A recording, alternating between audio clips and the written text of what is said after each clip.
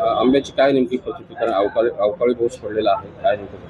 ह्या वेळची परिस्थिती अशी आहे की 8-9 मेला मेला ना 8-9 मेच्या दरम्यान पाऊस 2-3 दिवस सतत पाऊस पडला. त्याच्यामुळे फार आंब्या पिकाचं नुकसान भयंकर झालेलं आहे. शेतकरी अडचणीत आहेत. आधीच आंबा कमी होता, त्याच्यामुळे आणखीन पाऊस पडल्यामुळे आंबा गळून पडला. त्याच्यामुळे कीड पण त्याला आली.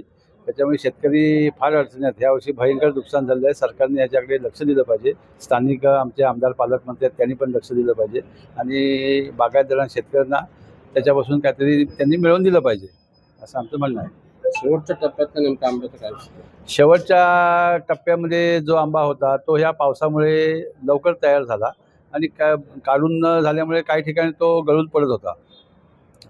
पण एकंदरीत मार्केटची परिस्थिती बघितली तर अजूनही दर तेजीत आहे आंब्याचा. तर नेमकं कारण नाही, अजून दर तेजीत नाही. दर 2500 रुपयापासून 1000 रुपयापर्यंत चालू आहेत काय, आणि दर पडलेले आहेत. त्याच्यामुळे काय झालं की आंबा तयार झाल्यामुळे त्याच्यामध्ये काही ठिकाणी फळबाशीचा त्रास झाल्यामुळे त्याच्यामध्ये कीड आल्यामुळे आंबा खराब होतोय.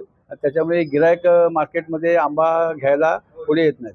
त्याच्यामुळे हे दर सगळे खाली पडलेले आहेत. किती पर्सेंटेजचा विचार केला तर या पावसाळी अवेळी पाऊस आणि एकंदरीत वाढता उष्मा किती टक्के नुकसान आंब्या झालं असेल? एकूण क्षेत्र आंब्याचं किती आणि त्याच्यामध्ये साधारण किती टक्के नुकसान झालं? क्षेत्र आता काय हे नाही, पण सांगतो मी तुम्हाला. पण त्याच्यामध्ये नुकसानमध्ये जवळजवळ 25-30% वरती नुकसान झालेलं आहे आता आंब्याचं.